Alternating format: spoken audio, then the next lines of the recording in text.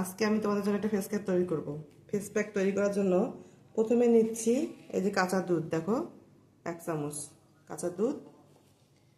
তারপরে দিব আমি এখানে চিনি দিচ্ছি, চিনি 1/2 চামচ বা তার একটু বেশি। তারপরে দিব চালের গুঁড়া 1 চামচ। তারপর তারপর দিব কয়েক ফোঁটা নারকেল তেল। এখন এটা আমি মিক্সড করব। এখন এটা মিক্সড হয়ে গেছে। মিক্সড হওয়ার পরে তোমরা কীভাবে ব্যবহার করবে আমি দেখে দিচ্ছি। এইভাবে নিবে, স্কিনে এমন করে রাব করবে, এমন করে রাব করে 15 থেকে 20 মিনিট রাখবে। ইনস্ট্যান্ট দেখবে একটা গ্লো চলে আসবে এবং যাদের স্কিন ডেড সেল আছে, ডেড সেল দূর হয়ে যাবে। দেখো ময়লা, হ্যাঁ মিট করুন,